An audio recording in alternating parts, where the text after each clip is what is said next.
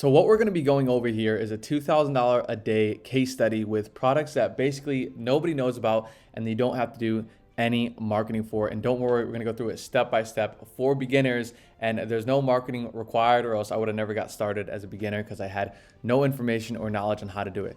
And right here, you're going to be seeing a screenshot of when I just started to hit $2,000 a day on Amazon, which was around January of 2025. So the beginning of this year, considering that it's the end of this year right now.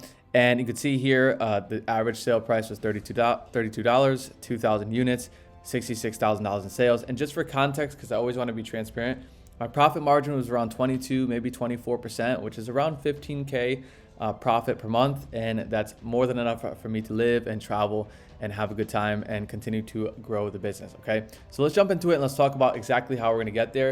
And then we'll highlight some examples at the end of the video of basically what you're looking at live right in front of you. Okay, so first of all, let's talk about what we don't need when it comes to building the business to get to $2,000 a day, $3,000 a day, or more without marketing and without products that people don't know or care about for that matter. All right, so first, thousands of dollars to start. And this is one of the biggest misconceptions and questions that people ask when it comes to getting into Amazon FBA and selling on Amazon. People think you need a lot of money, or they think that they could start with no money. And it's both a little bit wrong, a little bit hindered. So I recommend starting with $1,000. And here's what the breakdown looks like when you're actually spending those $1,000 in that first kickoff point. And yes, maybe you could do it with 500. Of course, the more the better. But if you don't have the proper information, which all of you guys will have if you're watching these videos, then it's hard to just grow the business in general. So if you have that $1,000, you're going to be spending about $80 a month in softwares. And those softwares include one that's basically essential when it comes to seeing which products are in demand, one to calculate your revenue or profit on each product, and one of them is just Amazon's selling fee, which is $40 a month. You basically can't change any of those expenses, right? Now, when it comes to the other expenses, it's only just one. And all this money, the $920, is going to go into your spend on inventory. So Amazon is an inventory business, so you don't need to spend money on basically anything else other than the softwares that you need and your inventory, because your money makes you money for you. And that will make a lot more sense when we talk about it a little bit in a second, right?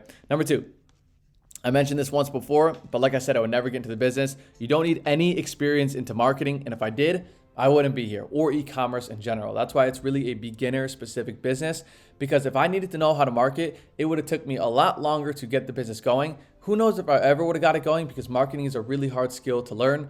In that case, we don't have to do that, so we don't have to worry about that at all. And that's also another big misconception when it comes to getting into it. All right. And like I said, I started with complete zero knowledge. Now I know a little bit about marketing just being in e-commerce for years, but I started with nothing and I started with no knowledge at all. Okay. At all.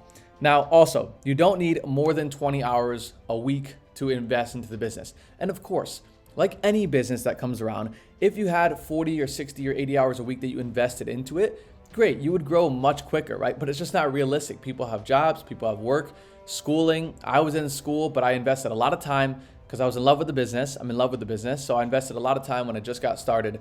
But you don't need all of these crazy hours to invest into it, manage people, get on phones. That's nonsense, all right? Now, you do have to have expectations on growth. Like I mentioned, if you invested 60 hours a week compared to 10 hours a week, one side of the spectrum is going to grow a lot faster, unless this one had information and this one had no information. I had no information when I started, so I was just doing a lot of scattered work. So by you watching this video right here, you're a lot farther than I was when I first got it started, all right? But you just have to have the expectations on where you're going to grow. If you invest $100 and 10 hours a week into the business, there's impossible to get to 30K a month in 2 months or 3 months. There's just no way, regardless of what you see or hear online, all right? Next, have the drive to do more. So this is kind of a little bit in tandem here where, yeah, you don't need to do 20 hours a week, but you want to have that motivation to do 30 or 40. Even if you're working 20, 30, 40 hours a week at work or school, it's good to have that drive to kind of take you over the edge to do more, all right? And lastly, you can get that down to 5 hours a week, but I don't want to be unrealistic at this point because it took me about 1.5 years, 2 years to get down to 5 hours a week. And that's because I was traveling. And when I do travel, like I just came back from Southeast Asia and Italy and Switzerland, I was working 5 hours a week, maybe a little bit less. But when I first started the business, I was working a lot more hours. And then as you grow it, you can delegate it, hire a team, has systems, and it's a really repeatable process.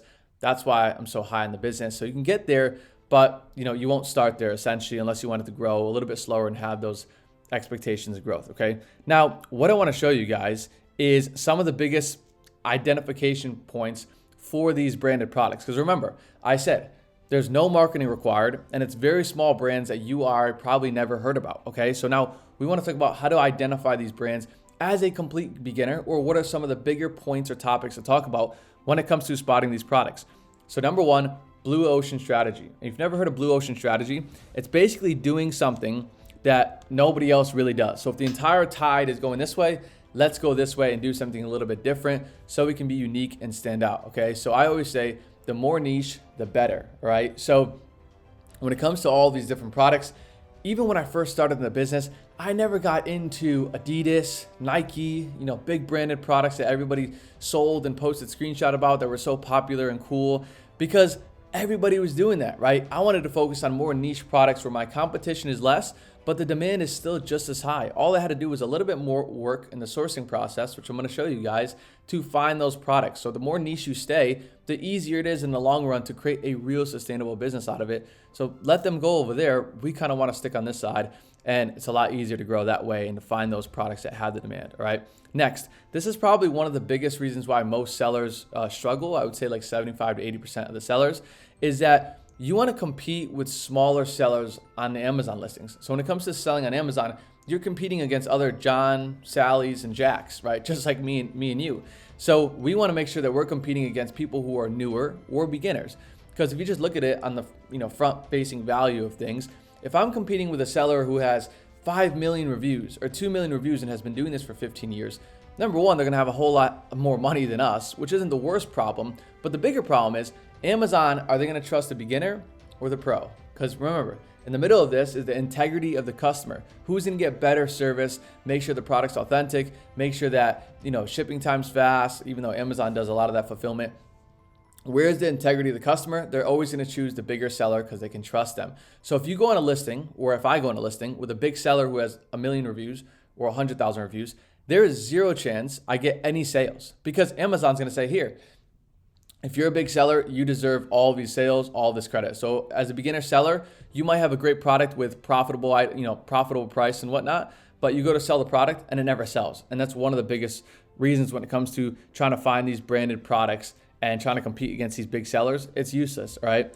And third, the supplier is hard to find. So this product is really, really good when this supplier is really hard to find. And it sounds a little bit, cliche or a little bit obvious, but the harder it is to find the supplier at a profitable price, the better. It actually makes me happier when I'm on page 3, on page 4, on page 5, because that means that other sellers, other beginners aren't going to do this, right? Most people just quit. If the product's not low-hanging fruit, has a great price right in front of me on the first page of Google, most beginners just move away from it. But I know that the harder it is to find, to dig for that product, make sure that it's on page 4, page 5, I have to email the supplier, call them, I have to have discounts, coupons, whatever it may be. That means that this product is going to stay profitable and be more sustainable for a longer period of time. And again, it's going to make sense when I go into it in a second, right? But now what I want to highlight to you guys is something that I thought was really, really cool. So basically some examples of these products that I know for sure that you don't know, and I know for sure that I didn't know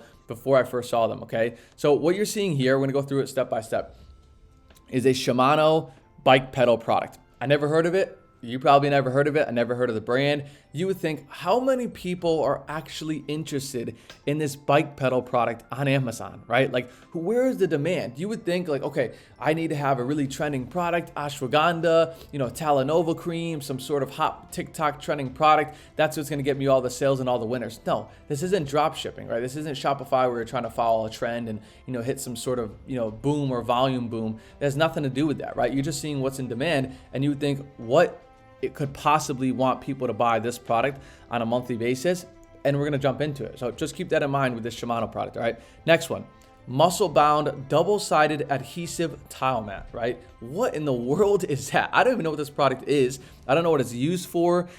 How many people on a monthly basis on Amazon could be shopping for this product? You would think to yourself, like, there's no way, right? I'd rather stick with Nike or Adidas or something like that. And that's what you think at first. So just keep that in mind, right? Just keep in mind this muscle-bound double-sided product, right? And third, this one, even more niche and specific. It's like a measuring tool for construction, people in construction. And again, who is searching for this on Amazon? This made in Germany product right here. Who would want to buy and sell this product, and how much money could they be making with it? Whatever it may be, right? So let's go and dive right on into the first one, which is this Shimano product, right? So remember, we have this Shimano bike pedal, this middle size or big size, whatever it is, brand in the bicycle category. Well, let's just go right into it. So this product is selling at $74.89. Pretty dang expensive, right? For a bike pedal, you would think there wasn't any niche, any demand for that. Well, get this. 400 people are buying this product every single month. So if we just go down into the revenue side of things, right, before I kind of highlight some of the opportunities with the product and the demand on a monthly basis and how long it's been in demand, let's go here on this calculator, which is one of those softwares that I highlighted in the beginning of how much this potential listing is doing, right? So if it's selling at $74.89 for the entire month, let's say all the other sellers are all selling it at around the same price, and we're selling it 400 times, that means that this listing in itself does almost $30,000 in revenue. Yeah, $30,000 in revenue off of a single product, which is a bike product that you would never think of. When you're starting an e-commerce business or getting into e-commerce, you would think I need to have that trending product like I mentioned. But now you're saying to yourself, a bike pedal does $30,000 a month? Just one. And of course, you're not going to win all the sales. There's other competition. But just as far as the demand side of things, this has $30,000 a month in opportunity, okay? Now, I do want to highlight some of the details on one of those softwares that I talked about, which is right here. It's called Keepa, okay? And Keepa is that major software when it comes to analyzing and spotting those products. Remember, we don't have to do any marketing. We just have to see what works. And we know this Shimano product works. So how do I actually spot if it does work? So I go into this Keepa chart here, and it's going to tell me everything about the price. So that way I know how can I compete on pricing. It's going to tell me everything about demand. So I know how many times a month this product sells, how many customers are coming to buy it. And it tells me the sellers here, which is the third box here. It tells me who else am I competing with. Remember, big sellers, smaller sellers. And if I look here on this Keepa chart, it tells me all the information about this product for the past 2,000 days. So when it comes to making a decision of buying or not, you have 2,000 plus days of data on whether this product sells well or not. If I just look at the past 1 year, this product sells 400 times a month. Let me zoom in a little bit for you guys. 400, 300, 500, 600, 700, 600, up to 1,000 times a month back here in July, in August, September, which was the summertime. Very fitting for a seasonal, right? But even here in December, when it's freezing out, who's riding bikes in the United States? Pretty much nobody, unless you're, on the perfect side of California. Still 400 times a month this product is selling, okay? And this demand is right in front of our face. It doesn't change. We're reading the data and we're making a decision. Now, if we were able to stay in stock and buy 400 units a month, I wouldn't recommend it because there's other sellers here. You have to compete, see who else is winning sales and whatnot. But still a lot of opportunity on the revenue side of things because this no-name product has a lot of demand. But it gets even better. Let's go into this, this adhesive tile mat product that I had no idea what it was. Maybe you guys had an idea, all right? Now, it sells at $44.97 every single month, right? Or every single buy, that's the single cost of the product. And how many people buy this product? 300 people bought this product every single month, right? For a $45 product that is tile mat. Right, that you would think that, what even is that, right? I thought I had to get into the, the beauty category or anything like that. No, it's just these very niche, interesting brands that I'm not posting flyers in my town. I'm not posting, articles online to try to get people to come buy this muscle-bound product. I'm literally just seeing what works in demand, and then I'm buying the product from a supplier at a profitable price and reselling it for the profitable price, all right? So if I go back into the calculator here, when we just kind of play around with what the opportunity could be on this listing. Well, if you buy and sell 300 units a month, let's say across the entire listing, all of us combined, all these new sellers and whatnot, you're doing about $14,000 in sales. So across a bike pedal product, which was selling at $75 per item, we were doing $28,000, we'll call it 30. And across a adhesive mat, we're doing $14,000. So we're doing $44,000 in revenue, which is, at a 20% profit margin is about what, $900,000 or $89,000 in profit. Pretty dang good for a business. 2 products that we have no idea what we're talking about or what they even look like or who even cares about them. And we're talking about $45,000 in revenue. And when we come to Amazon, a platform that does, has 800 million listings across there, could you imagine how many more products that exist out here? I mean, here's another one, right? The one that we talked about in Miro. This is another very niche, very interesting product that who would be buying this? And if we go back into the price here, $45.74, 200 people a month are buying this. And this is just on the surface level. There's so many more niche products that are selling 2,000, 3,000, 5,000 times a month. So much opportunity to capture some of the revenue. Because if I throw this one here in the mix as well, and we're selling this at $45, 200 times a month, is almost $10,000 in sales. Across 3 products, we're doing $60,000 a month in sales, right? If you're buying it profitable and whatnot, not us individually, but the entire listings are performing at a very high level. And who would even think about this, right? I mean, I know for sure, you can ask yourself right now, when you thought about getting into e-commerce, or if you have thought about getting into e-commerce, you haven't said to yourself, I'm gonna sell these magnetic levels and holsters because that's going to perform really, really well. Who says that? Nobody says that. I didn't say that when I first started. I said, I'm going to sell whatever it takes to get to $1,500 a month. And here what came in that was all these different opportunities that had, good keeper charts, good data, good analytics that I was able to go and dive into and see what I can perform and do at a high level. And the data is right in front of me. I don't have to invent the data. It's right in front of me. I don't have to market. These brands in itself market and spend thousands of dollars every single month, every single year to try to promote this product, and customers are just coming to Amazon to buy the product. And lucky enough, we are the Amazon seller that they're coming to if we're competing here for the buy box, which we're competing against other sellers and whatnot. So no marketing, no name brands, and we could be doing $2,000 of sales a month. And you could be saying, well, yeah, it sounds great and all. Yeah, but how do you find a supplier? I have many, many videos on that. But remember what I showed you guys.